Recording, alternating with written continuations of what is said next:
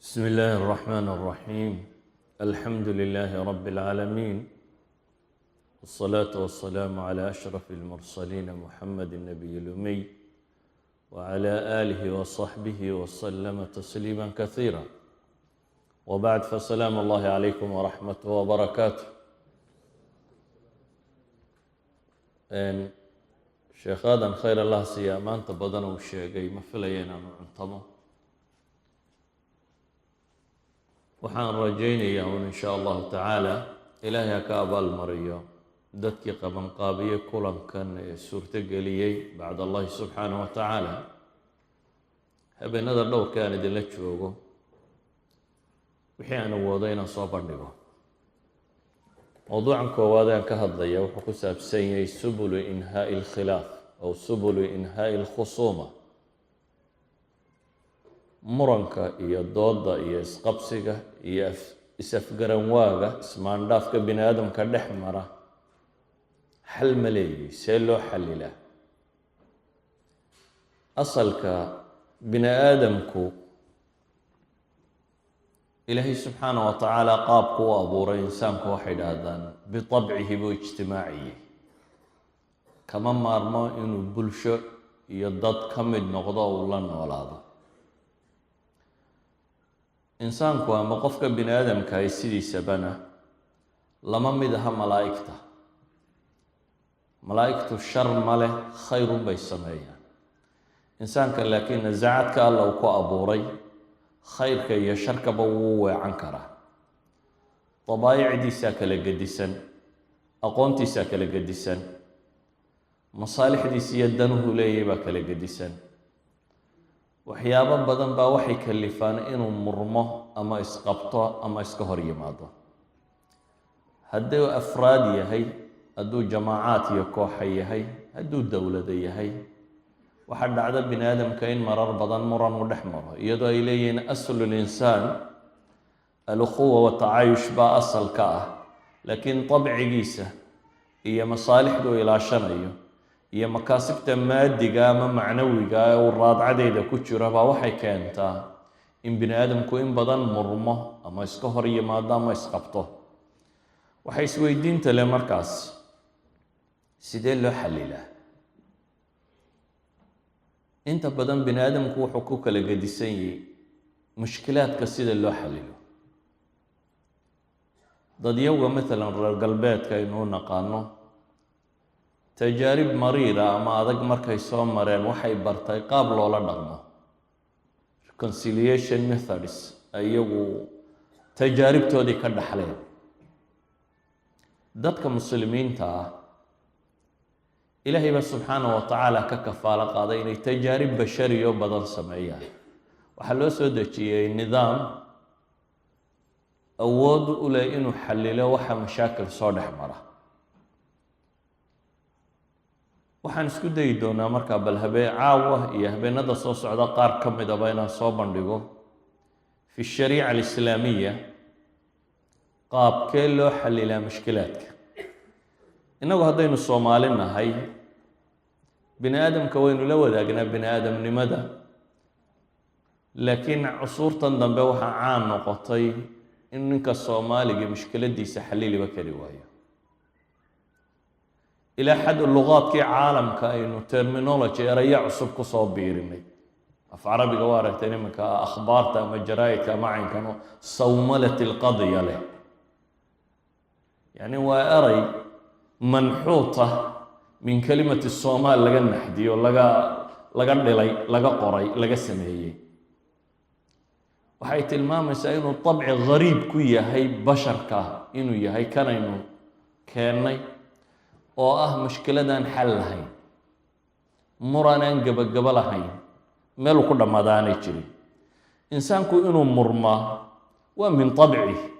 ilaahay baa qur-aan ku tilmaamaya xataa idaa fashiltum watanaasactum fi lamri wacasaytum. waa saxaabadii nebiga calayh isalaatu wasalaam. ama ilaahay baa inoo tilmaamaya walaa tanaasacuu fatafshaluu watadhaba riixukum.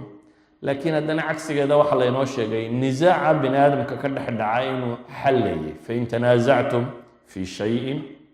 faruduuhu ila allahi wاrasuul. waxaan isku dayay inaan soo bandhigaa marka waxay tahay khusuumada iyo muranka bini aadamka dhex mara shareecadu 3 qaybood bay ugu tala gashay in la maro 3 xuluula 3 xal shareecadu soo bandhigtay mid waxa la yiraahdaa al-afw aw al-musamaha midna waxa lagu tilmaamaa al-islah aw al-musalaha aw al-sulh in la iscafiyo oo la kala roonaado Soomaalida mahmaheedii waxa kamid ah haddaan la kala roonaan roobmada abay yiraahdaan yani mushkiladu ma ka sii dhalata in la iscafiyo waa طريق in islaax iyo sulxi iyo heshiis la galo oo macnaheedu yahay in la gorgortamo musaawama ay dhacdo oo tanaasulaad dadku ay sameeyaan oo meel dhaxal la isugu yimaado iyadoo maslaxada caamka la eeganayo oo markaad in ka tagto muqaabilkeed maslaxa kale weyn baad helaysaa ka saddexaadna waa almuxaakama aw altaxaakum walqadaa in sifo sharciya loo dootamo oo loo murmo oo meel loo noqdiyo marjac uu jiro lagu kala baxo 3 qadiyadood aan sheegayo waxaan rabaa inaan faahfaahiyo oo balaan isku dayo inaan habeenba mid soo bandhigo waxaan soo bandhigayaa qadiyada koowaad waa masalada al-afw erayga al-afw wal-musamaha aw at-tasamuh was-safh iyo waxa la macnaa دكتور ونيس الطاهر وحلي مكان ايغو المعجم المفهرس لألفاظ القرآن وديكشنري لقبار رياضة قرآن كقصار وريف عربي مكان ايغو لي وحن كو اركي افرتني افر ايضود ان كبدن او كور رميسا عن العفو والصفح إلهي سبحانه وتعالى هو أودي آية واحدة معناها إسعافية دين لينوغو شيغو لكن marka la yiraahdo 44 aayadood ba ku soo arooray macnaheedu waxa weeyaan qadiyadatan siday muhiimka u tahay iyo sida loo rabo qofka bini aadamka ee mu'minka ama muslimka inay si dhab ah uga dhaadhacdo inay noqoto wax kamida min khuluqihi wa min tab'ihi wa sajiyatihi wax dhaqankiisa iyo akhlaaqdiisa kamida oo noloshiisa oo dhan uu adeegsado هذه الآيات أفرتريدا كبدن وحكم مدان سكدية إن عاوت الماما عموما بعض الآيات الله سبحانه وتعالى وحلي وجزاء سيئة سيئة مثلها فمن عفا وأصلح فأجره على الله في سورة الشورى سيئة أما حمال وقصة من مقابل كذا إلا جنت سمي سابات حق ليضي إلهي سبحانه وتعالى لك وحلي فمن عفا وأصلح عدة عفدة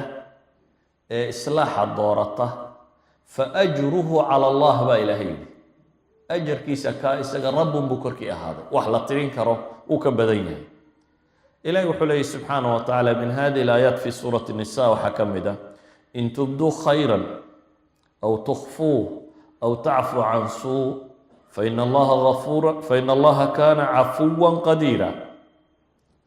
هذا خيرك موجستان با إلهي إذا ما قرصتان قفك بني آدم كاهي هدو قدوي أما أعماش خيرك وسلي ولا قاقضينا يا مفروض العيان كايتاهي وحفي عن إن لموجيه أي فافته أي موقته وحيابا قاركودنا وحكو في عن قفك إنو قرصده أي سقي ربك ونحيسه صلاة هالنقطة صدقات هالنقطة وناك بدن أو ربك سبحانه وتعالى أقاريله وأيو أعماش أنت بدن استسقى إيا الرياقة إيا السمعة إيا وحلمدي ويبريان قفو إنو قرصدا وحي كوكلفتا أما وحي كساعدا إنو عملكو خالص ونقنكرو سقي ربك أي كدحيس إلهي مركا وحولي خيرك هدا قرصتان يا هدا موجسان لبدا دندكا مرتان أو تعفو عن سوء وحينتها مقابل أو تعفو عن سوء أما حما دافتان خيركي لسميني وحلا دين عدقي وإسنا كمدا وحيابها ونكسنا لسميني أو تعفو عن سوء فإن الله كان عفوا قديرا رب سبحانه وتعالى وحت المامية علاضة bini aadamka dhex marta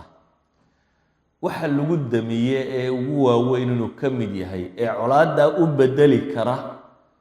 saaxiibnimo iyo qaraabanimo iyo tolnimo iyo kalgacal iyo soo dhoweyn u bedeli kara inuu cafigu ka mid yahay walidalik baa ilahay wuxuu leeyahy walaa tastawi alxasanatu wala sayi'a idfac bilati hiya axsan faida aladii baynaka wa baynahu cadaawatun kaanahu waliyun xamiim ma sinna baa ilaahay yidhi subxaanah wa tacaala ta wanaagsan iyo ta xuni ee ta wanaagsan kala hortag ciddii ku xumaysay adigu cafi oo wanaag waliba u samey baa la tilmaamaya faida aladii baynaka wa baynahu cadaawatun kaanahu waliyun xamiim kii shalayto adiga iyo isaga ay idiin dhexaysay colaaddu qofka aad dhibta kuu geystay mantaqa caadiga ee bashariga ahi waxa uu sheegayaa inuu filayo inaad adna aar gudato ama wax goosato waa sida bini aadamka lagu yaqaano laakiin taa cagsigeed haddaad wanaag weliba samayso ilaahay subxaana wa tacaala wuxuu leeyahy cadaawaddii idiin dhexaysay waxay isu bedelaysaa kaannahu waliyun xamiim kaannahu qariib xamiima sidiiq kuu dhow saaxiib dhow buu noqonayaabaa rabbi leeyahy subxaana wa tacaala idfac bilati hiya axsanu sayi'a naxnu aclamu bima yasifuun aayaadka iyo kuwa la midka ah fii suurati shura ilaahay markuu mu'minka sifaynayo sifaadku ku sheegay waxaa ka mid ah waladiina idaa asaabahum lbagyu hum yantasiruun wajazaau sayi'atin sayi'atun miluha aayaadka ka dambeeya ilahay wuxuu leey walaman sabara wagafara ina dalika la min casmi lumuur nabiguna calayhi salaatu wasalaam sunnada saxiixa ah waxaa kaga soo arooray fii saxiixi muslim iyo imaam tirmidi ba ay soo saarayaan xadiidku nebigu dhaaranayay ee ashyaa dhowra ku dhaartay maxalu shaahidkuun baan u tegayaa waxaa ka mid ah nebigu wuxuu uhi wamaa zaada allahu cabdan bicafwin ilaa ciza wuxuu nebigu ku dhaaranaya calayhi salaatu wasalaam qof mu'mina oo addoon ilaahaya cafwi uu cid cafiyaa uma kordhiso mooyaane cizi iyo sharafti haddaba in qofku wax cafiyi karo arrin fudud maaha bini aadamka wuu ku culusiyey waayo min طabci linsaan khilqada bini aadamka sida ilaahay u abuuray waxaa ka mid ah inuu jecel yahay alintiqaam walintisaar waa shay maxbuub bini aadamku ah wuu farax gelisaa qofku ciddii shalay dhibtay markuu ka aarguto wuxuu dareemaa badhaadho iyo farxad buu qofka bini aadamkii dareemaa idan min طabci linsaan waxaa ka mid ah alintisaar walintiqaamu linafs ayaa ka mid ah hadduu qofku markaa abuurkaasi abuurkiisa ka mid ah hadduu ka kor maro oo ka xoog noqdo oo wax cafiyi karo cidda wax cafidaa bay yidhahdaan aslan hum laqwiyaa waa dadka nafsiyan xoogga ah ee ka kor maray xuduudu nafs dheefta yaree bini aadamku uu jecelya ka kor maray walidalik baa ilaahay subxaanah wa tacaala wuxuu ku tilmaamayaa la min casmi lumuur inay ka mid tahay waxaynu u baahanay marka bini aadamku nadariyaadka iyo theoryga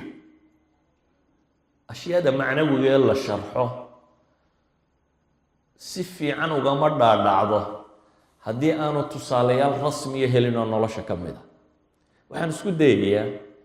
aayaadka badan ee qur-aanka ku soo arooray ama axaadiista badan ku soo arooray masaladan ka warramaysa inaan inaha ku joojiyo laakiin nusuusta tamhiilka sheegaysa inaan badiyo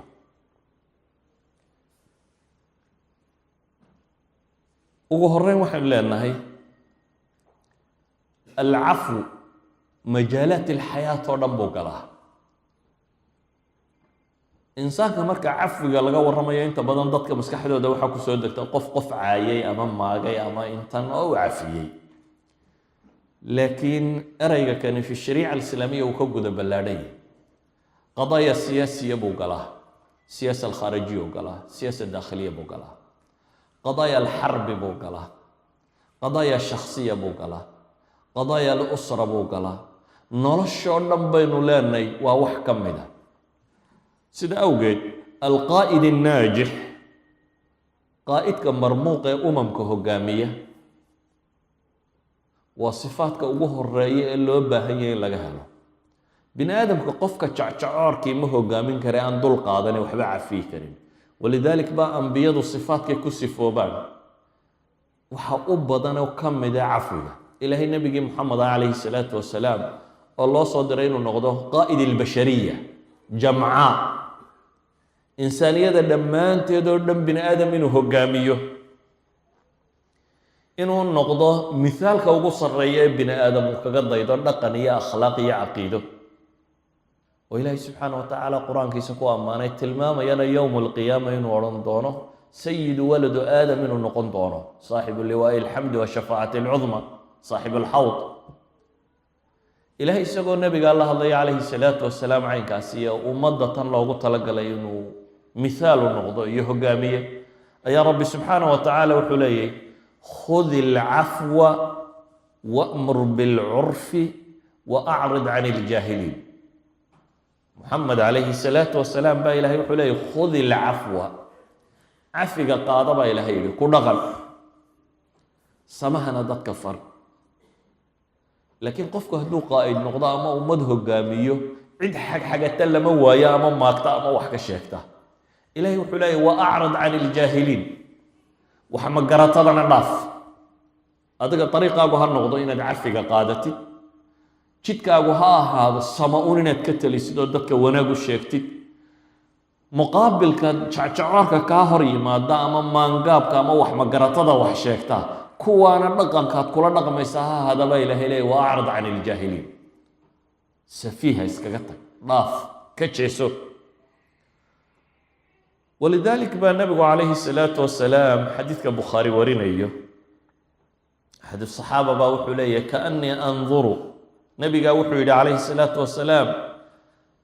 kaanii anduru ila الnabiyi salى اllahu alayh waalih wasalam yaxkii nabiya min alambiyaa saxaabi baa nebiga ka sheekeynaya nebigiina wuxuu kasii sheekeynayaa nebiyan min alambiyaa shuraxda qaar sida yidhaahdaan shuraxda qaarkoodna waxay leeyihiin isagunbaabuu ahaa qadiyaduye laakiin wuxuu usoo bandhigay ka xikaaya miday doontaba sharaxu ha noqdee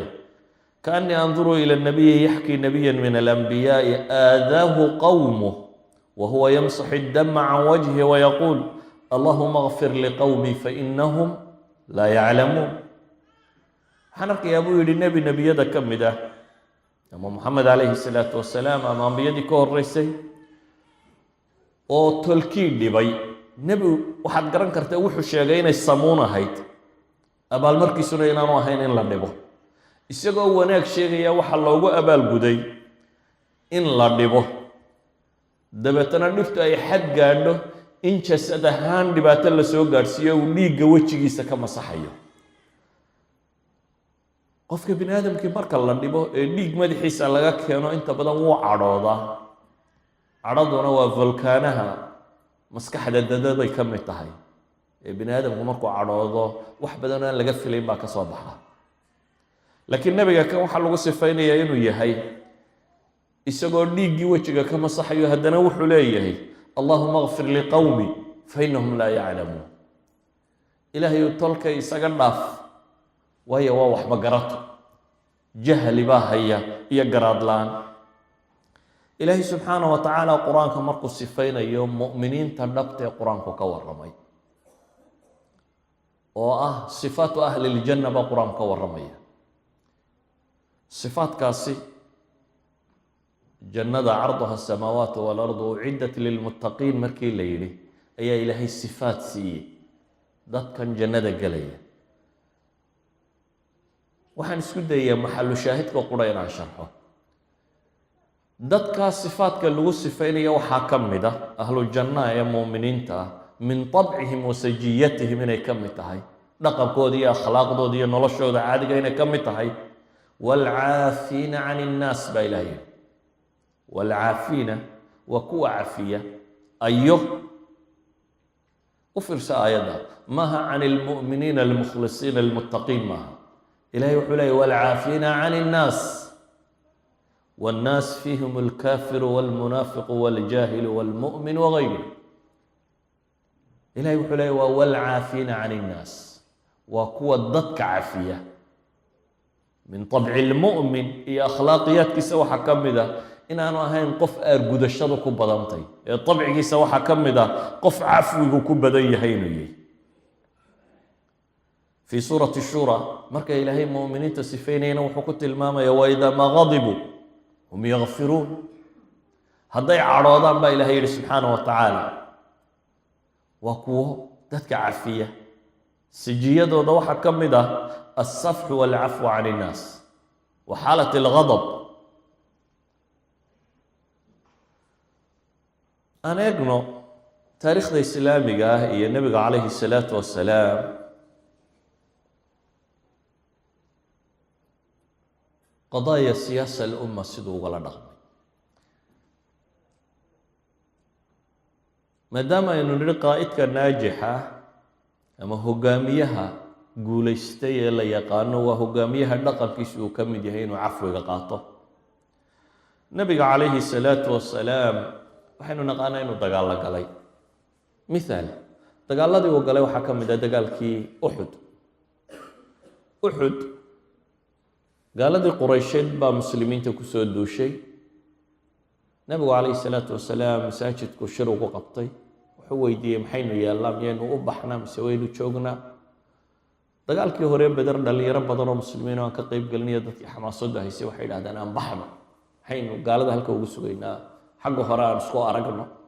waa la soo baxay dhexda markii la marayey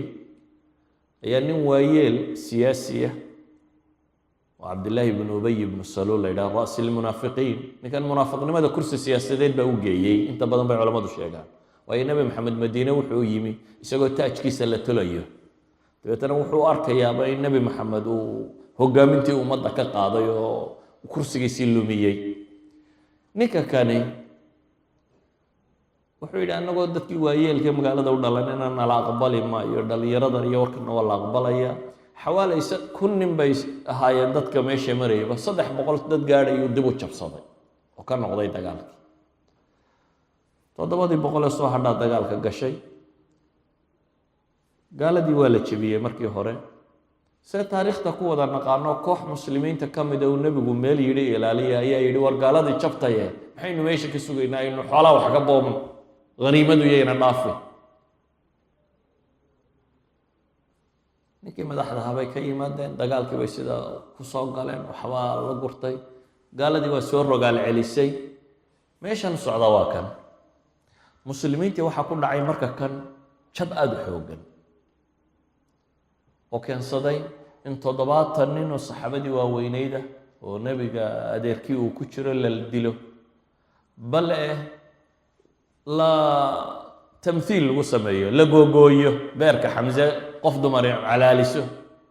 say taariikhyahanadu soo naqlayaan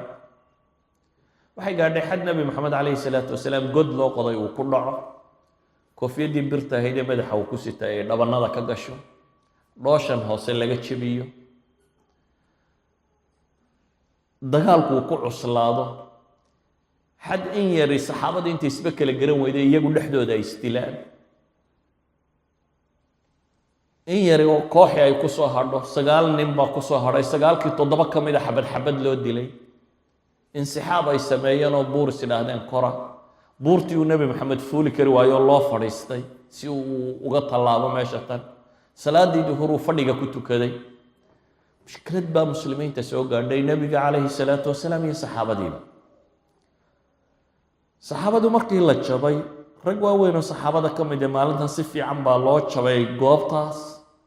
orodkii rag baa madiine ku galay tawalli yowmi zaxf jeestay oo madiine galay qadiyadda sidaas iyabaa ilaahay qur-aan soo dejiyey la barayo nebi maxamed siduu ula dhaqmo saxaabadan jabtay waxaan oo dhibi qabsatay saxaabadan akhtaadaa gashay akhtaa baa ka dhacay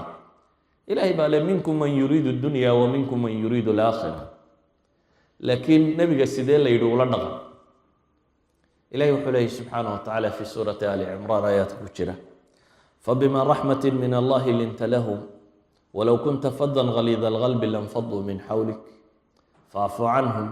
wastagfir lahum washaawirhum fi lamr faida cazamta fatawakal cala allah ilaahay subxaanahu watacaala wuxuu leeyahay fabima raxmatin min allahi linta lahum ilaahay naxariis xaggiisa ka timi daraaddeed sababteed ayaad ugu dabacdo ugu jilicsanaatay baa ilaahay leeyahay saxaabadatan ilaahay baa qalbigaaga naxariis geliyey baa la leeyahay haddaad ahaan lahayd baa ilaahay leeyahay ku engegan oo qalbi adag faddan ghalida alqalb ku dabeecad qallafsan oo qalbi adag oo aan naxariistaba aqoon haddaad ahaan lahayd lanfaduu min xawlik baa ilahay yidhi way kaa yaaci lahayd walow xaqana sheege xaqa bini aadamku kuma raaco inuu xaq yahay oo qura ee marar badan buu wuxuu u baahdaa ciddan xaqa sheegaysa inay noqoto cid bashar hogaamin karta oo wadi karta hadduu wadaadku jacjacoor noqdo dabeecad qallafsan walow xaqana ha sheegee waa adagtay inuu yeesho atbaac iyo cid wax ka barata iyo cid la joogta ilaahay markaasi wuxuu leeyahy subxaanahu watacaala nabigiisii muxamed calayhi salaatu wasalaam haddaad qalqallafsanaan lahayd oo dabeecad adkaan lahayd dadku wuu kaa yaaci lahaa ee maxay yeel baa la leeyahy marka wadciga caynkaa u ekaaya sida ay u jabeen ee dhibtaasi soo gaadhaa ilaahay wuxuu yihi facfu canhum cafi saxaabadatan wastakfir lahum ilaahayna dembi dhaaf u weydii wixii khata ay galeen ilaahay dembi dhaaf u weydii washaawirhum fi lamri baa ilaahay yidhi arrinkana wax ka sii talada dadka barh baa waxay u haystaan talada in yaroo saalixiin uun intay iyagoo afkaysa saartay inay leeyihin maya talada ummaddaa leh in wax laga siiyaabay xaq u leedahay ilaahay wuxuu ku leeyahay nebi moxamed calayhi salaatu wasalaam isagoo nebiya oo rasuulah oo dadka ilaahay ka doortay oo u caqli badan ayaa waxaa la leeyahay oo waxyi ku soo degayo oo ilaahay hagayo ayaa ilaahay wuxuu leeyahay talada dadka wax ka sii cafi oo ilaahay dembi dhaaf u weydii oo taladana wax ka sii baa ilahay yihi subxaana wa tacaala nebi moxamed calayhi salaatu wasalaam kaas buu kula dhaqmay iyadoo la jabay bay waxay noqotay inay haddana dadka kane uu dib u hogaamin karo oo dhibaatadii soo gaadhay ay ka soo kaban karaan siyaasaddu nebigu kula dhaqmay calayhi salaatu wasalaam kaasi waa siyaasa daakhiliya nebigu calayhi salaatu wasalaam fi siyaasa alkhaarijiya nafsi shay buu kula dhaqma aan laba qadiya iyana ka tilmaamo nebigu calayhi salaatu wasalaam maka reer maki way dhegaysan waayeen dhagahanay ka furaysteen waa la dhibay waxay soo gaadhay ciddii uun garab u ahayd galyo muslimba cidday doonaan ha ahaadaane ama abi aalib ha noqdo ama khadiijo ha noqoto ama inay dhinteen saxaabadii in ka midina hijrootay ama ka baxday wadannada wuxuu isku dayey nebigu calayhi salaatu wasalaam dacwo inuu fidiyo bal reer maka waa kuwan oo adkaade madiina thaaniya haqiif inuu tago reer bani haqiif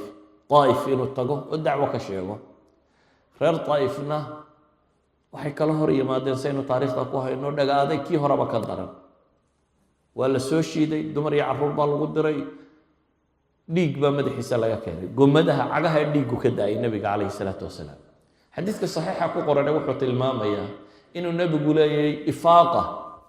mahmuumka siduu ahaayo u warwarayay maan baraarugin ama maan toosin wuxuu maans arkay buu leeyahy anigoo qarnu thacaalib maraya intuu intaa soconayay kaana aanu humuumka iyo dhibtii haysatay meel uu u socdiyo meel uu marayaba garanaynin qarnu thacaalib anigoo marayun baan is arkay buu nebigu leeyahy calayhi salaatu wasalaam xaaladda caynkaasiyo isagoo ku jira oo nafsiyan sidaa cidhiidhi u dareemay ayaa ilaahay min cinda malag u soo diray malag baa la soo diray xadiiska saxiixeynka ku jira bukhaari iyo muslim wuxuu sheegayaa malag baa u yimi oo yihi ya muxamed ina allaha qad samica qowla qowmik wa ana malaku ljibaal ilaahay wuu maqlay warkii tolkaa waxay kaala hor yimaadeen aniguna waxaan ahay boqorka buuraha u xil saaran rabbi baana ii kaa soo diray waxaana la ii soo diray lita'muranii bima shi't fama shi't maanta waxaad doonto inaad i amarto ee maxaad rabtaa haddaad rabta buu leeyahy in shita adbaqtu calayhim ilakhshabayn labada buurood ee maka hararaa ku yaalla kor intaan u qaadaan dusha ka saaraya reer maka maxaad fili lahay qofkeena caadiga ahi ee intuu dad xaqu sheegay ay dileen oo kuwo kale u tegay ay soo dileen oo ilaahay u gargaaro la yidhaahdo buuraa dushama laga saara dhulka ilaahu la goobaad odhan lahayd may u badantay waaba ka soo hadhin laakiin nebi moxamed calayhi salaatu wasalaam qalbuha awsac min dalik. wuxuu leeyahay faqaala bal arju an yukhrija allahu min aslaabihim man yacbud allaha waxdahu laa yushriku bihi shaya. man yacbud allaha waxdah, may buu leeyahay waxaan rajaynaya xataa kuwani hadday dhaga adaygaan ilaahay dhabarkooda ka soo saaro qaar ilaahay keligii caabuda waan cidna ugu shiriig yeelin. ilaahay subxaana wa tacaala uu ka soo saaro diintaynu maanta haysanno dadkiina soo gaadhsiiya kuwaasay ahaayeen. qurayshta iyo ansaartaasi muhaajiriin iyo ansaar ah oo dadkaas ka mid ahaa ayay ahaayeen. waxaynu garan karnaa nebigu calayhi salaatu wasalaam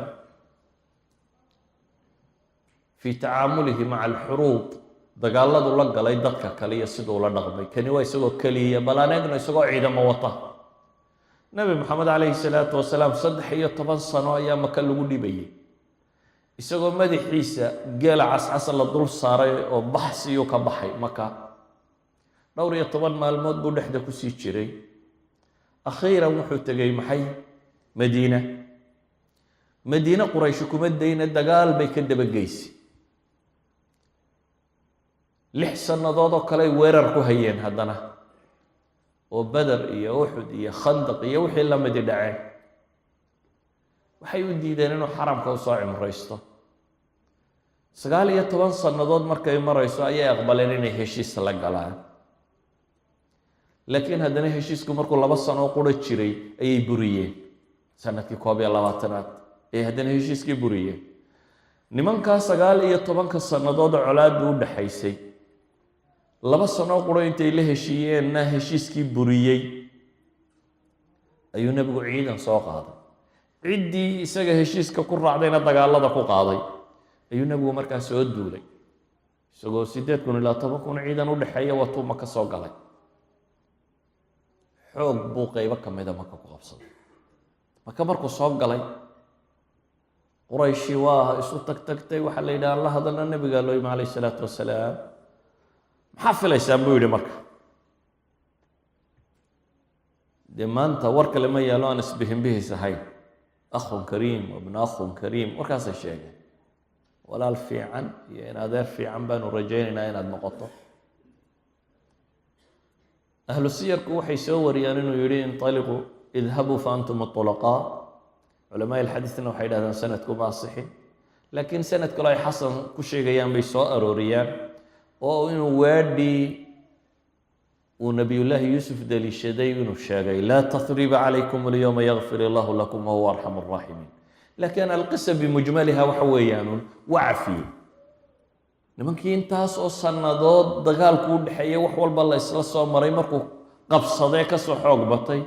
mu odhanin madaxa ka gurayaan xabadi ka baxsanine. nebigu calayhi salaatu wasalaam uu iska cafiyey. idan waxaynu leenahay siyaasad dakhliya nebigu wuu ku isticmaalay oo jamaacadiisii akhtaada gashay inuu cafiyo. siyaasa alkhaarijiya iyo mushrikiin wuu kula dhaqmay,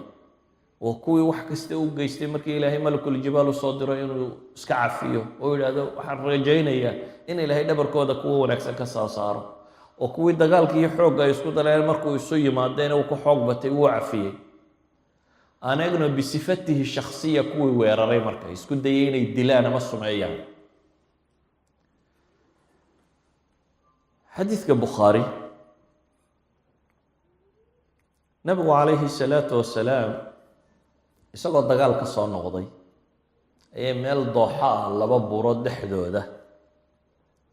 ayaa ciidankii muslimiintu degeen. dhir baa la kala hoos harsaday. geed weyn oo meesha ku yaallaa nebiga loo baneeyey. waxaa la yidhi geedkaa nebigu ha harhsada, inana meelayna kala harhsano.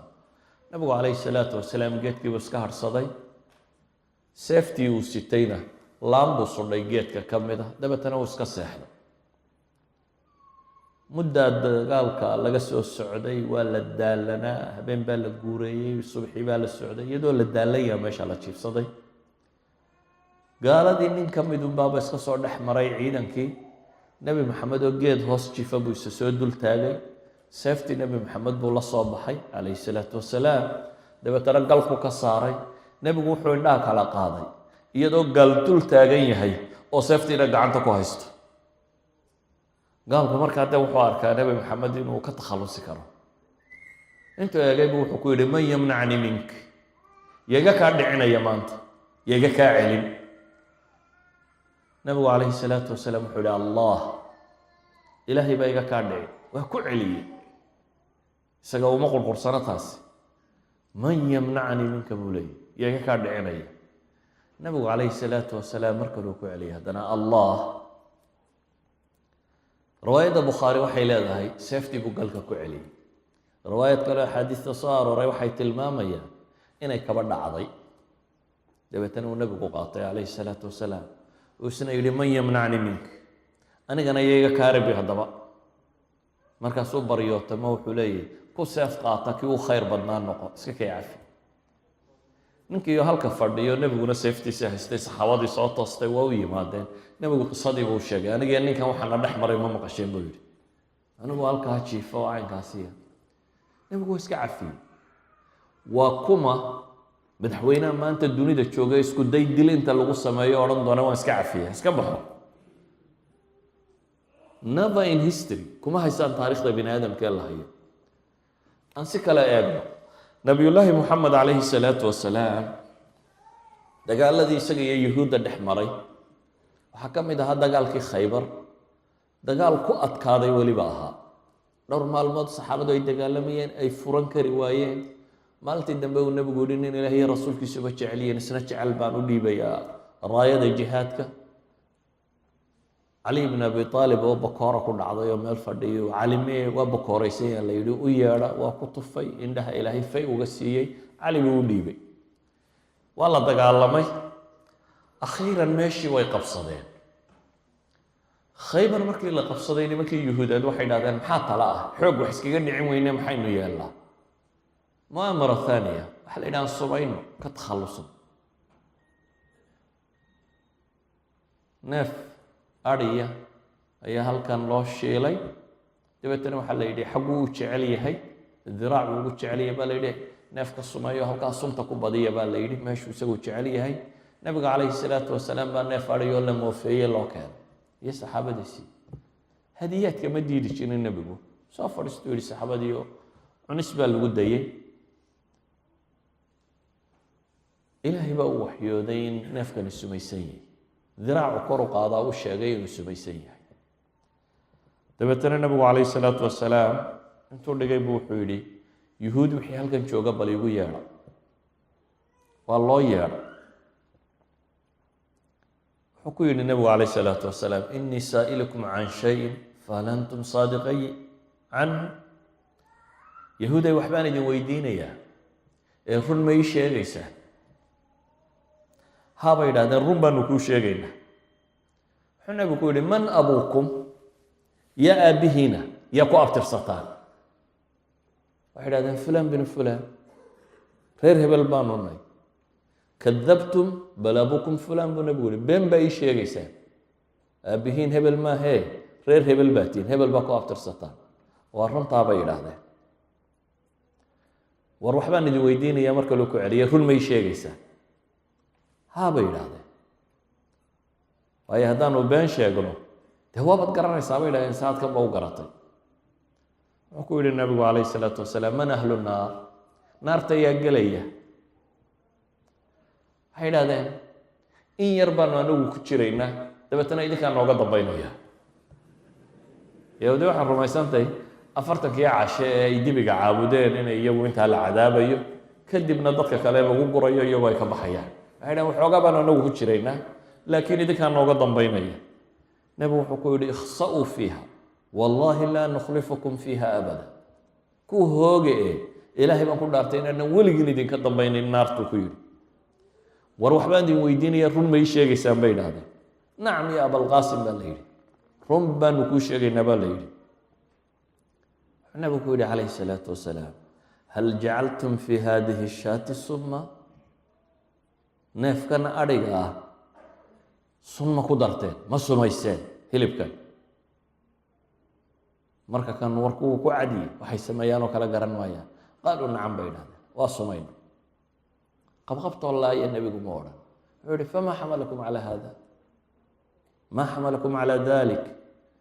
maxaa idinku xambaaray, maxaa idinku kalifay ina siday tan yeeshaan waa yuhuud waa niman intelligenta meel kale isku dayan inay ka baxaan waxay yidhaahdeen waxaanu rabnay dee haddaad beenaalo tahayna inaad na dhaafto haddii aad nebi tahayna dee waa lagu waxyoonaya waad iska badbaadi doontaa saasay nala ahayd bay idhahdeen waxaanu rabnay haddaad beenaalo tahayna inaad na dhaafto haddii dee aad nebi tahayna waa in kunta nabiyan lam yadurak nabigu calayhi salaatu wasalaam waxba kuma waa iska cafiyey walidalik baa imaam albukhaariyi wuxuu baab uga dhigay baabu idaa gadara almushrikuuna bilmuslimiin hal yucfaa canhum gaaladu hadday muslimiinta khiyaamayso ma la cafinayaa buu baab uga dhigay dabeetana xadiidkan buu keenay isagoo tilmaamaya inuu nebi moxamed cafiyey calayhi salaatu wasalaam bale qaacidada caamka ah ee qadaayaadka nebiga ku gaarka u taalay waxay ahayd anas ibnu malik xadiidkii bukhaari uu sheegayay man taqama rasuulu llahi sala allahu alayh waalih wasalam linafsihi qad nebi moxamed wax isaga gaarkiisa loo yeelay abidkii kama aargudanin wuxuu doonaba ha noqdo nebi moxamed calayhi salaatu wasalaam nolosha wax bini aadam lagu sameeyo oo dhib oo aan la dhibini ma jirto wamaca dalik waa in la sumeeyaa la isku dayay in xoog lagu dilaa lagu dayay in dhagax lagu dilaa lagu dayay wax kasta waa lagu dayay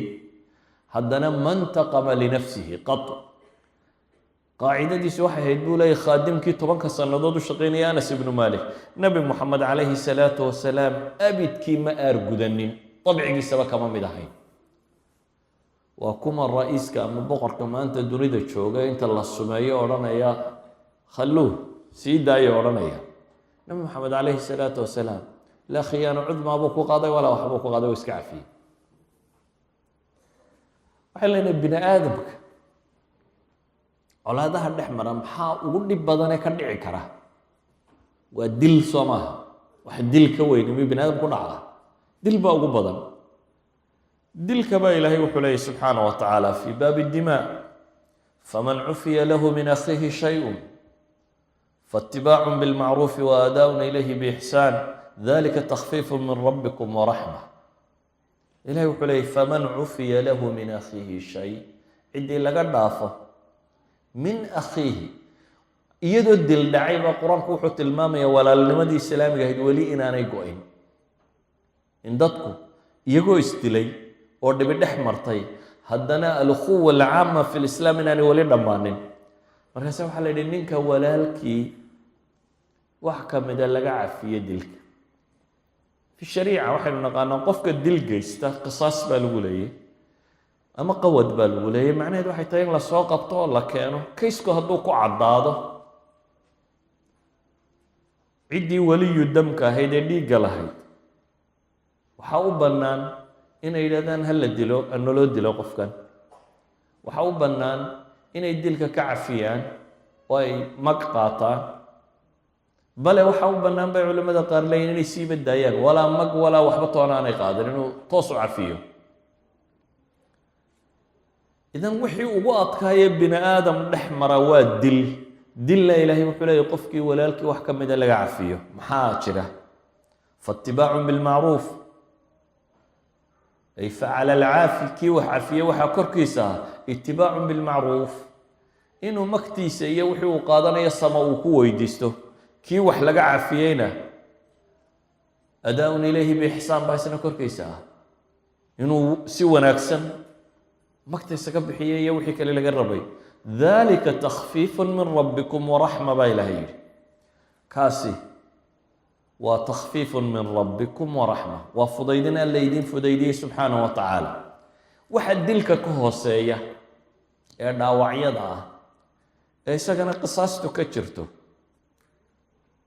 il loo rido ama gacan loo gooyo ama dheg ama san ilaahay wuxuu leeyahy wakatabna calayhim fiiha ana alnafsa biاlnafsi wاlcayna biاlcayni walanfa biاlanfi wاluduna biاludun wاsina biاsini wاljuruuxa qisaas faman taصadaqa bihi fahuwa kafaarat lah baa ilahay faman taصadaq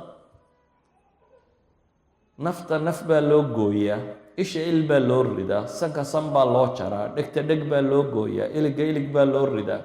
wixii juruuxeenna barri waa qisaas faman tasadaq baa ilahay qofka sadaqadaysta yacni bian cafaa can iljaani qofka cafiya qofkii jaaniga ahaa ee ama aqbala inuu diyo mag qaato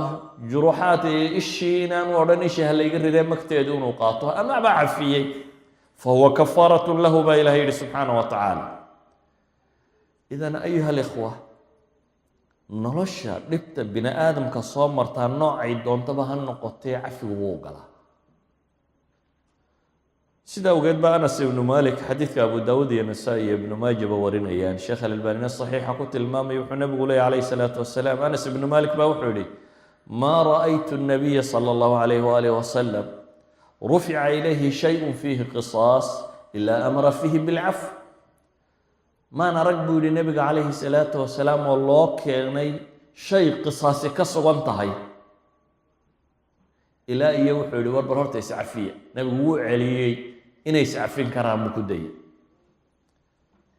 yacni wuxuu anas ibnu malik rabaa inuu inoo sharxo inay qaacida caamatay. cafigu ayuha alikhwa waa dadka kibaarta ahi waxay samayn karaan. innaga waxa laga yaaba dhaqankeenna ninnimada inaynu u naqaano marka far lagugu taago inaad shant ku taagto waa nin rag oo wax iska dhiciya baa la ydhahda. ama cafisku nooc min adullinimo ama liidashanimo ama tamaryari ayuu dhaqanka soomaaliga ka yahay. walidaalika ayuha alikhwa, haddaad dib ugu noqoto taariikhda islaamiga, maalan saxaabada waxaa ka mid ahaa nin la odhan jiray qays ibnu caasim ilminqariy, reer bani tamiima. qays ibnu caasim xadiidka xasan ligayrihi adab ilmufradka ku soo aroray, sheekh alalbani waa ninku ku tilmaamay inuu nebigu yihi calayhi salaatu wasalaam hada sayidu ahli lwabar, reer baadiyaha waa odaygooda. qays ibnu caasim wuxuu ahaa nin waayeela oo saxaabiya oo xoolo badan oo halkuu dego aan lala degin bay yidhahdaan xoolihiisa tiro badnidooda daraaddeed. dooxaduu dego dadka kale ma degaan, ninkani xoolo badnidu qabo. waa ninkii nebiga weydiinaya calayhi salaatu wasalaam intuu u yimaado xoola maxaa u fiican, ee uu nebigu u tilmaamayey xoolaha inta la dhaqdo inaan la ysku badinin oo kale. ninka kani carabtu ninkay u yaqaaniinba inuu dulqaad ku caanbaxay oo axnaf ibnu qays. axnaf ibnu qays waa nin fii zaman aljaahiliya noolaa, nebiga bicsadiisi joogay laakiin nebiga aan la kulmin, saxaabadii la kulmay oo islaamay. marka waa taabici mukhadrama, nebigana ma arag, haddana waa islaamay. wuxuu ka mid yahay carabtu dee dad baa ku caanbaxa wanaagga. maalan xaatim iطaa'i deeq buu ku caanbaxay. ninkanina carabta waa ninka dulqaadka ugu caanbaxay. axnaf ibnu qays waxaa la idhaha muuqaalkiisa nin ila oo wagdale oo gaaban oo aan qurux badnayn buu ahaa baa la ydhaha muuqaal ahaan. laakiin wuxuu ahaa carabi ninkay tidhaahdo xilmi iyo dulqaad marka laga waramo waa yeelkeeda. axnaf baa waxaa la yidhi dulqaadkana yaa ku baray. wuxuu yidhi qays ibnu caasim baan ka bartay. qays ibnu caasim kanaan ka warramaynay saxaabigu ka bartay oo suuga bartay. wuxuu leeyahay qays ibnu caasim oo goob fadhiya naadigiisii oo sheekaynayo hadlaya, iska doonyaysanoo hadlaya, ayaa waxaa la keenay inanuu dhalayoo meyda iyo kii dilay oo laysku wado xidhxidhan baa loo keenay. dabeetana kii xidhxidhnaa buu sidaa u ego wuxuu yidhi waryaadheen laqad ducirtum lfataa buu yidhi, warkan waa argagax geliseen. hadde waa kii dilka sameeyey. warkan waa argagax geliseen, war bal xadhigga ka fura buu yidhi. xadhiggaa laga fura. dabeetana wuxuu ku yidhi ninkii buu la hadlayo waryaa waxaad samaysay waa wax fool xun, tolkaa tiradiisii waad yaraysay, xooggiisiina waad daciifisay, cadowgaana waad xoojisay, rabbigaana waad danbaad ka gashay, raximka iyo qaraabadaana waad jartay. iska sii daaya buu ku yidhi. meydkii inankiisii baa isku waday. waxaa kan inanuu dhalay oo kale meesha taagan bu wuxuu ku yihi dhegayso, meydkanna soo tajiise maydha oo diyaariya oo marka xabaasha lagu ridayo salaada lagu tukanayo iisoo sheeg. islaantii inankan dhashayna reeraha kama mid aha buu yihi oo waa naxaysaaye geela halkaa jooga diyadii ka siiya. waxay dhahdaan mowqicii shirka isagoo siduu u fadhiyay aan bedelin oo weli warramaya oo aan kicin oo qadiyadaniba argagax gelin ayuu wuxuu faray kanna in la sii daayo wax dilay kan la dilayna in la diyaariyo meydkiisa hooyadiina inankeedii baa la dilay in mag la siiyo meydkan marka la diyaariyana in loo yeedho dabeetana warkiisiibuu watay axnaf ibnu qays wuxuu leeyahy maantaa markaan arkay qays ibnu caasim siduu yeelayay maantaas baan dulqaadka bartay buu yidhi waxaan u jeednaa wixii badheedhka ahaa waa kaa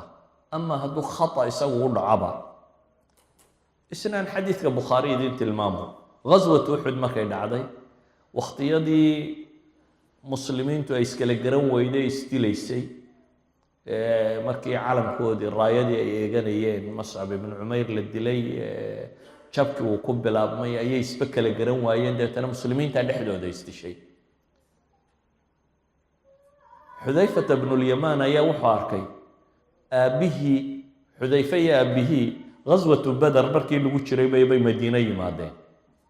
marka dad macruuf oo aada loo garanaya maaha xudayfa wuxuu arkay aabbihii oo saxaabo kale seef ku boobayso dabeetana wuu istaagay isagoo leh abi abi abi war waa aabbahay isagoo leh buu istaagay xudayfa cidi uma jeesan oo dagaalku uu socdaa dadku waaba dhiban yahay odaygii seeftaa lagu boobay kow baa lagaga siiyey xudayfa wuxuu isa soo dul taagay aabbihii oo naftu ka baxdo kow lagaga siiyey ragga dilayna ay saxaabo yihiin wuu eego wuxuu ku yidhi markaasi gafara allahu lakum buu yidhi ilaahay dembigiina ha dhaafo buu yidhi iska taag xadiidka bukhaari wuxuu tilmaamayaa maantaa kadib khayr kama suulin xudayfa suu dadkaasi isaga cafiyey yacni aabbihii uu arkayo hortiisa lagu dilayo uu leeya war waa aabbahaya ka daaya ayuu ka gaari kari waayey markii la dilayna kuwii dilay wuxuu u arkay inay khata ku dileen dabeetana iyagiibu u ducaynaya wuxuu leeya ilaahay dembigiina ha dhaafo haddii qadaayaadka dilkii kuwaa yihiin qadaayaadka ka sokeeya maxaad u malaynaysaa markaa iyanaan laba qiso qur-aanku inoo tilmaamo qur-aanku wuxuu ka warramaya fii suurati yuusuf nebi yuusuf iyo walaaladii wixii dhex maray nebi yuusuf oo inan yara ayay walaaladii ximiyeen dabeetana way qaadeen inay dilaan iyo inay god ku ridaan bay kala doorteen god bay ku rideen ilmo yaroo carruuroo god lagu riday safar baa soo maray way qaateen waa addoonsadeen waa iibiyeen addoonnimuu ku dhacay haddana awal god buu ku jiray godkii markuu baxayna addoonnimuu galay waa la addoonsaday gabadhii casiizu masr boqorku uu qabay baa hunguraysay waa diiday hala xidha baa la yidhi kani qoyskaabuu ceebaynayaa haddana jeel buu galay xabsigii buu 10 sano ku dhowaad ku jiray ilaahay baa ka soo daayey madax buu noqday nebi yuusuf nolol aada u kala durugsan buu maray markaa nolol isagoo yar aabbihii laga kaxeeyo iyo reerkoodii iyo god lagu rido oo la addoonsado oo jeel uu galo waxaasoo dhan markuu ka soo baxay ayuu haddana madax noqday isagoo wasiira oo madaxa ayaa walaaladiisii godka ku riday u yimaadeen wuu wanaajiyey waxba uma sheeganna walaalkiinii keena buu yidhi ma jiraa wiilaa walaalatiin haa walaalkiin haddaa keentaana raashinkan idiin badinaya waa keeneen akhiiran walaalkii makiida uu kula hadhuu samaystay oo ah suwaacilmelik boqorku wixii uu wax ku miisayay ayaa weelkooda lagu riday waa la baadhay weelkii walaalkii baa laga soo saaray walaalkii buu rabaa inuu la hadho marka kan haddana iyagoo nebi yuusuf hortaagan ayay haddana isaga caayayaan iyagoo aan garanaynin qaaluu in yasriq faqad saraqa akhun lahu min qablu bay yidhahdeen hadduu kan yari waxaday ku ka weyn oo ay walaaliyiinoo tuuga ba ahaan jiray bay yidhahdeen waa yuusufkan hortaagan ay godka ku rideen haddana boqorka ah ayaa waxay leeyihiin kan yar hadduu waxaday walaalkii buu la dhaqanyo waxaa jiray mid ka weyn oo ay walaal ahaayeenoo tuuga ilaahay wuxuu leeyahy faasarahaa yuusufu fii nafsihi walam yubdiha lahum qaala antum sharu makaana wallahu aclamu bima tasifuun yuusuf wuu ka xishooday xataa inuu yidhaahdo beenaalayaal iyo idinkaa tuuga ee wuxuu ku yidhi idinkaa ka shar badan buu hoos u yidhi baa ilaahay yidhi naftiisa waxba iyaga kuma odhan akhiiran waa yimaadeen wuxuu u sheegay inuu isna yuusuf yahay kana walaalkiiya ilaahayna badbaadiyay aabihiina ii keena buu yidhi qaaluu tallaahi laqad aaharaka allahu calayna wain kunaa la khaatiin bay dhahay ilaahay baanu ku dhaaranay ilaahay waa naga kaa doortay annaguna dembiilayaal baanu hayn bay dhahdeen wuxuu ku yidhi laa tasriiba calaykum alyowm canaaniba korkiinna ma ahaanin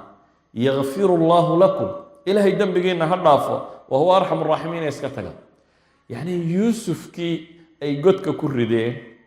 haddana isagoo markuu bilaa tamarta ahaa god bay ku rideen godkii wixii ka dambeeyeyna wuxuu noqday inuu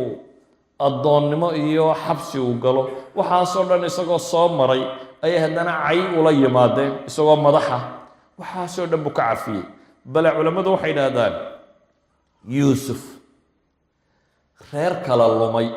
oo isaga iyo walaalkii dhan mareen oo inamadii kale dhan mareen oo kii u weynaa inamada kale waa kii yidhi markii ka yarna la waayay anugu aabbahay ku noqon maayo isna dhan u baxay odaygii indhabeelay yacquub ahaa nabiyullaahi yacquub reer dhan buu dib u soo ururiyey reerkaa wuxuu isugu keenay bay yidhahdeen kalimataan cifatu lisaani waalcafwu bay yidhahdaan carabkiisa oo aanu ku aargoosanina uu dhowray xataa waxay yidhahdaan walaaladii isagoo khaatirkooda dhowraya markuu ilaahay baryayey wuxuu sheegtay maxay waqad axsana bii id akhrajanii min asijni wa jaaa bikum min albadwi buu yidhi ilaahay waa ii samafalay markuu anigana jeelka iga soo saaray idinkana baadiyaa idinka keenay ilaahay buu u sheeganayaa jeelka iyo godka iyo ma daran jeelka bini aadam baa ku nool oo waxba lagu siinaya dad baad la noosha god cidla adigoo carruura in lagu rido godkaa khatarsanaa labada muu odhanin bay yidhaahdeen ilaahay anna godka iga soo saaray idinna baadiyaa idinka keenay isagoo khaatirka dhowrayabuu wuxuu yidhi dembigoodii iyaga ma sheegine dembigii boqortooyadu sheegay ilaahii anigana jeelka iga keenay idinkana baadiyaha iga keenay waxay dhahan waa cifatu lisaan xataa in yaroo tajriixa inay dareemaan ayuu diiday waanu cafiyey aan nimaadna cahdigii nabiga calayhi salaatu wasalaam waxaynu naqaanaa dhacdooyinka macruufka ah ee nabiga soo maray calayhi salaatu wasalaam dad buu la dagaalamayay gaalo ah munaafiqiin baa ku dhex jirtay muslimka raba inay burburiyaan nebiguna uu gacantiisa ka dhowray aanu rabin inuu laayo isku day dil bay ku dayeen wahamuu bimaa lam yanaaluda ilaahay qur-aanka ku tilmaamayo wax kastay ku sameeyeen nabiga calayhi salaatu wasalaam maca dalik si aan bulshada muslimka ah khalkhal iyo muran u dhexgelin aan la odhan nebi maxamed cidda la socoto u laaya nimankii waxaa samaynaya munaafiqiintaa nebigu ma laynin waxna isagoo garanaya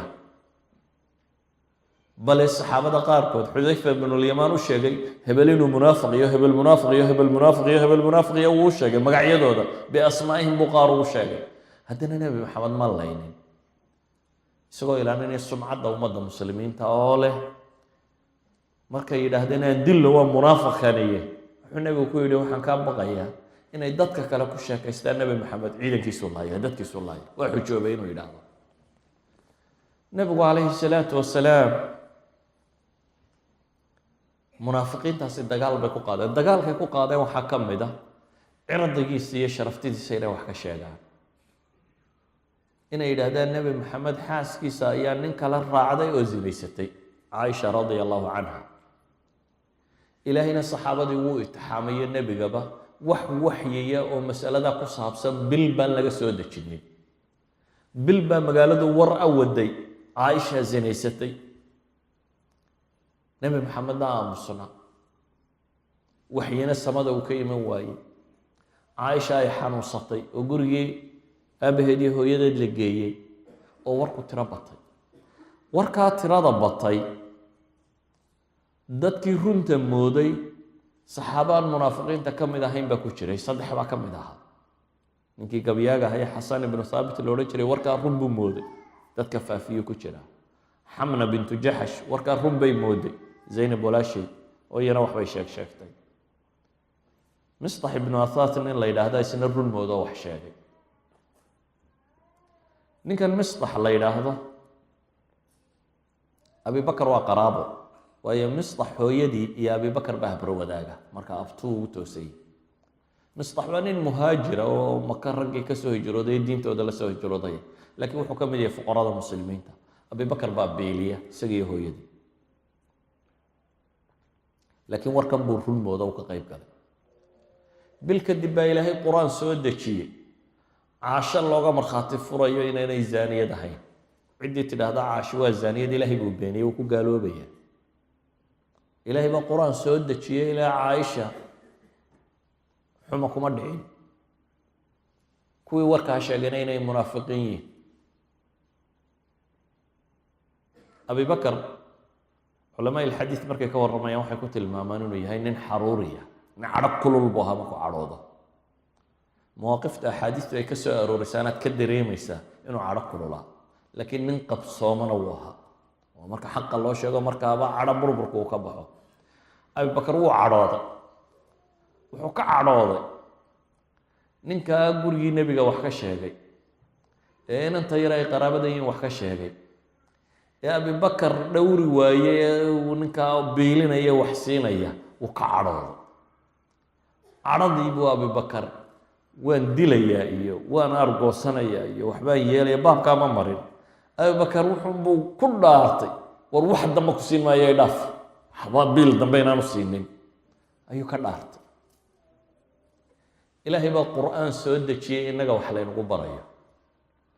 qur-aanku wuxuu leeyahy walaa yaatali ulu lfadli minkum wasaca an yu'tuu uli lqurba ilahay wuxuu leeyahy yay ka dhaaranin kuwii dheeraadka la siiyey iyo balballaarinta nolosha ilaahay subxaana wa tacaala wax ku siiyey yay ka dhaaranin inay wax siiyaan qaraabada iyo masaakiinta iyo muhaajiriinta ilaahay dartii u soo hijrooday kadib baa ilaahay amar bixinaya wuxuu amar ku siinaya abubakar iyo wixii ka dambeeya muslimaba walyacfu walyasfaxu baa ilaahay yidhi ha cafiyaan oo ha ka jeestaan arrintaasoo waxba yay ka soo qaadeen oo waayo ilahay wuxuu leeyahy alaa tuxibuuna an yakfira allahu lakum idinku miyaydan jeclayn in ilaahay dembigiina dhaaf innagu maalin walba waa dembaabnaa isagoo ilaahay ku abuuray oo ku arsaaqay oo ku caafimaadiyey oo waxaasoo nimcaa ku siiyey wain tacudu nicmat allahi laa tuxsuha aanad tirin karin ayaad haddana nicmadii uu ku siiyey halkaad shukrinaqiisa iyo cibaadadiisa ugu adeegsan lahayd ayaad macsi ku gashaa haddana hadhow baad gacmaa taagtaa tidhaahdaa yaa rab ilaahu dembigayga cafi idan ilahay wuxuu leeyahy alaa tuxibuuna an yakfira allahu lakum idinku maydan jeclayn in ilaahay idiin dhaafo adiga marka in yar lagaa galana cafiyi maayo waan argoosanaya adigu markaad ilaahay dembiga ka gashana ilaahu cafi dalaba isqabta maaha baa ilaahay leeyahy abibakar ilaahay markaa wuxuu leeyahay cafi abibakar waa cafiyey biilkiisiina waa siiyey qisadatan markaa waa qoyskan barakadoodii iyo khayrkoodii bay ka mid tahay qoyskan reer abibakar ilaahay subxaanahu wa tacaala inagu wuxuu inagu baray wax kasta oo la sheego xataa cirdigaaga iyo sharaftidaada iyo xaaskaaga iyo reerkaaga iyo kan haddii meel lagaga dhaco oo ceebaha intaa leeg lagu geysto ay been tahay oo cidda kuu geysatay ay ka mid noqoto midaad adigu biilinaysay oo wax siinaysay oo qaraabiya tol kula ahaa haddana ilaahay wuxuu ku faraya inaad iska cafido isagoo qaraabo iyo tolba kula ahayo aada biilinayso qof kaa fog oo shisheeye oo coltihin hadduu ku maagmaago waxaad odhanaysaa waa wax iska caadiya laakiin qofka kugu xiga hadduu ku maagmaago qofka kugu xiga hadduu ku maago ee aada adigu abaalka ku leedahay ma qaadanaysid de waayo abaalka waxaad sugaysay inuu ku abaal guday inuu cay kuula yimaado iyo xumo kamaad sugaynin ilaahay kaas buu wuxuu leeyahay cafiyo idan ayuha alikhwa nusuustaasi waxay ina baraysaa noloshoo dhan in cafisku wax lagu maamulo uu ka mid yahay aannimaadna qoysku waa unuga bulshada ee ugu yar alusra bulshadu waa usar isu tegay qoysku waa unuga ugu yar qoysku waa dadka isugu dhexgalka badan lee wada jooga ninka iyo gabadhu waxaanay dadka kale kala aqoonin bay kala yaqaaneen ninkuna xaaskiisa dabeecadaheed iyo nolosheed iyo waxay gashay waxay guddoon dhan wuu yaqaanaa gabadhuna sidaasi leeg marka hore la isguursanayo qof waliba labeentiyo ammaantiyo inta mudan buu sheegtaa ila nina ceebtiisa ma sheega gabadhana ceebteeda ma sheegtee markase guriga la isugu yimaado ayaa qof walba xaqiiqadiisa la gaadhaa qof waliba wuxuu yahay uu muuqdaa caruur baa timaada gurigu mushkilaad badan buu yeeshaa waa meel aad maalin kasta dhibaatadiisu iyo mushkiladiisu ay iman karto ilaahay see ula dhaqma baa leeyahay ilaahay wuxuu leeyahay dadkii guriga madaxda looga dhigay rag ahaa yaa ayuha aladiina aamanuu ina min azwaajikum waawlaadikum caduwan lakum faxdaruuhum wain tacfuu watasfaxuu watakfiruu faina allaha gafuuru raxiim ilahay wuxuu leeyahy subxaana wa tacaala raggii alle iyo rasuulkiisa rumeeyayow dumarkii caruurta qaar cadowdiina baa ku jira ma eryaa la yidhi markaa dee islaanta dhibi ka timaado ama caruurta dhibi ka timaado may dhaafaba ilahay wuxuu leeyahy faxdaruu digtoonaada mushkilaadkaad inaad xalili karto isku day wain tacfuu watasfaxuu watakfiruu baa ilaahay leeyahy saddex eray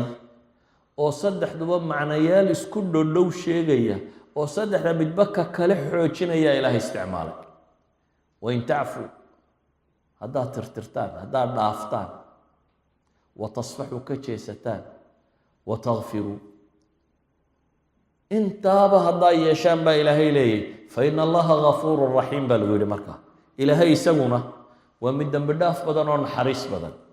macnaheedu waxa weeyaan sidan adiguna haddaad yeesho dumarkii iyo caruurta u naxariisato dembigooda dhaafto muqaabiluha waxaad helaysaa in adigana waxaad qasaysa ilaahay kaa dhaaf in adiguna markaad yaa rabbi tidhaahdo ilaahay aqbalo idan guriga dadka badh noloshan dambe dadka badh baa waxay moodaan tit for tit wax waliba in qaanuunka lagu xalili karo maya shareecada islaamiga inta qaanuun lagu xalilo waxaa ka badan inta akhlaaqiyaadka lagu xalilo walidalik baabkan markaan ka warramayo intaanan qaanuunka gaadhin baab ataxkiimi walqadaa intaanan gaadhin waxaa ka horeeya abwaab ilakhlaaqiya akhlaaqiya dhaqan in lagu xalilo mushkilaadka bini aadamka dhex yaala saa daraaddeed baa ilahay wuxuu inoo tilmaamaya qoyska inaynu dhaqanka ku dhaqanno reeruhu goormay isugu adag yihiin qoysku goormay isugu adag yihiin waa marka la isfurayo saxiixa maaha ilahay wuxuu ka warramayaa subxaana wa tacaala marka xataa la ysfurayo see loo dhaqmaa rabbi wuxuu leeyahy subxaana wa tacaala wain طallaqtumuuhuna min qabli an tamasuuhuna waqad faradtum lahuna fariida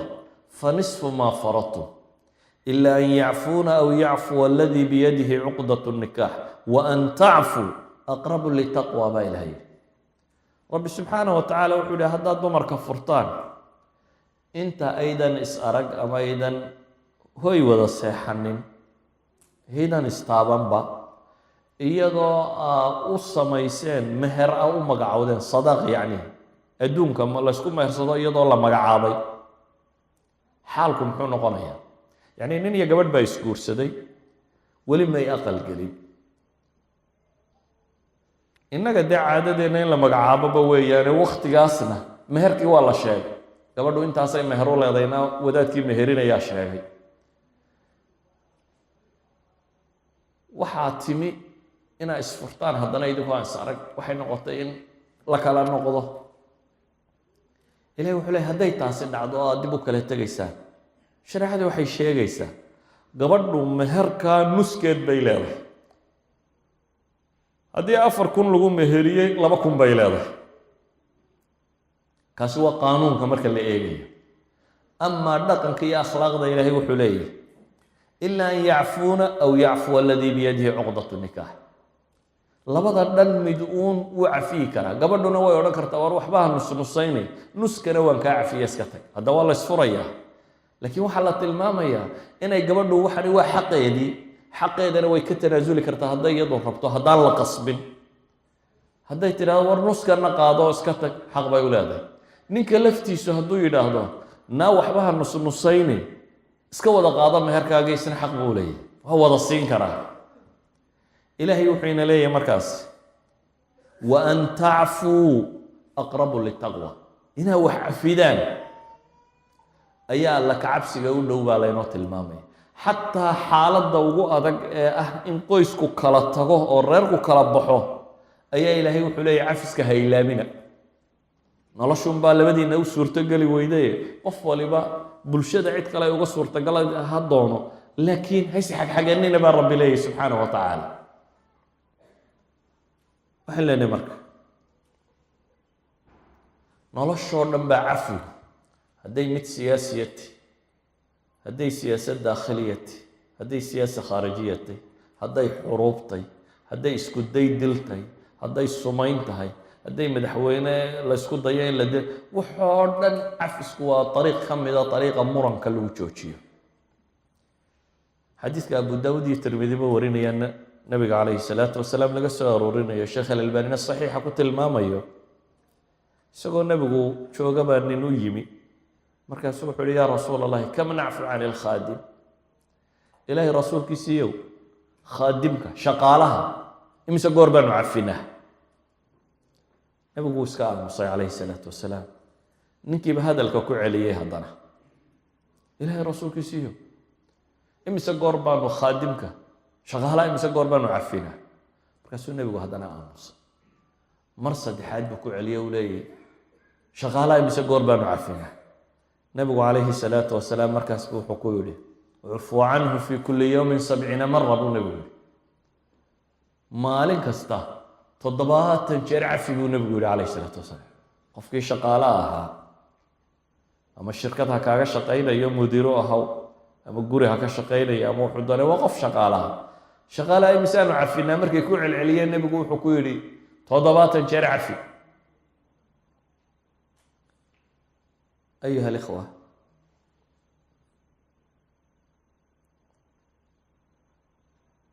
فاعفوا واصفحوا حتى يأتي الله بأمره فاعفوا عنهم واصفح إن الله يحب المحسنين وقال با إلهي إليه سيدا كل نقل nolosha haddaynu rabno markaa inaynu isbeddel ka samayno lama yidhaahdo maxaa loo gafay gafku waa min طabci اlbashar ayuu ka mid yihi khaطأuna wuu dhacaa gaf badheerhina wuu dhacaa laakiin waxaa muhimkahay waxa weeyaan inaynu barano qaabka wax loo xalilo inagu soomaali haddaynu nahay siiba dhaqanka soomaaliyeed aargoosigu waa wax ku weyn dulqaadkuna waa wax ku yar waxaa layna barayaa markaa dariiqa koowaad ee qaabka loola dhaqmaa inuu yahay cafiga cafiga waxa ka ratibma inaad dadka walaalowdaan waxa ka ratibma in colaadu baabado quluubtu isu furanto waayo qofka aad yad ku lahaydee intuu dhibku u geystay haddana aad cafidaa barita agtiisa lagugu xaman maayo in lagugu dhibadaayo waxa ka ratibma caafimaad xataa innaga shareeca inoo sheegtay gaaladuse can ariiqi tajriba waxay ku ogaadeen cafisku forgiveness inuu noloshaba fudaydiyo walidalik ayaa maalan ingiriiska jaamacaddan leeds la yidhaahdo ustaad cilmi nafs kursiga psychologyga ninka u fadhiya kinhart baa la yidhaahdaa kinhart ayaa wuxuu iclaaminayaa ingiriiska dadka ingiriiska u iclaaminayaa dowra inuu bixin doono ku saabsiisan qaabka cadhada loo qarsado ee dadka loo cafiyo sababtuna waxay tahay buu leeyahay dadka caafimaadkiisa iyo nabaddiisa ku jira kinhart wuxuu leeyahay waxyaabaha xanuunada ugu badan ee hadda inugu dhaca oo uu leeyahay xanuunada wadnaha iyo dhiigkarka iyo kuwaasi dawooyinka ugu fiicana la siiyo lagaga hortago waxaa ka mida buu leeyahay cafiska saa daraaddeed buu wuxuu iclaaminayaa jaamacaddiisa qeybtiisa uu joogo psychologyga inuu bixin doonto koorsooyin tadriiba bulshada loo faafinayo oo 70 qof la qaadanayo ay yidhahdaan maalmo yar bay ku buuxsantay kinhart iyo kooxaha kan cilmi nafsiga ka shaqeeya waxay leeyihiin khalaaya dimaaq baa qofka u nasta bay leeyihiin hadduu aargoosiga iyo cadhada iyo waxaan ay ka baxaan oo dadka iska cafiyo isaga caafimaad qaada bay leeyihiin qofka kani marka wuxuu ku doodayaa uu leeyahay psychologically isagay ugu jirtaa inuu si nolol fiican oo aan stress iyo cadho iyo dhib lahayn inuu noolaada caafimaadkiisa ka mid tahay buu leeyahay iyagu markaa can ariiqi daraasatihim wa tajribatihim bay waxay ka barteen forgivenessku inuu nolosha waxtar u yahay ay isku dayayaan hadda inay bulshadooda waxay ku faafiyaan ay noqoto. laakiin anigu uma baahni inaan leaders iyo kursigeeda psychology-ga adeegsaday. waxaan u baahnahay 44 aayadood in ka badan oo qur-aan ilaahay ku sheegay, waan mid iyo 2 iyo 3 iyo 4 ahayn. 40 aayadood in ka badan, 44 aayadood baa ka warramaya marka la yidhaahdo. waxaan leenahay waa awal ariiq bulsho cidda hoggaanka u haysaana ay ku hoggaamin karto, bulshaduna ay ku wada noolaan karto. bulshada isu uraysa ee ishayse iswada colaadinaysa waa bulsho cafina, ma noqon karto bulsho dhisantoo jirta. idan ayuha alikhwa fi lleyla aluula waxaan idin leeyahay awal ariiq muranka iyo dilka iyo dagaalka lagu xallilo waa ariiqa in la iscafiyo uu qofku kan qaato,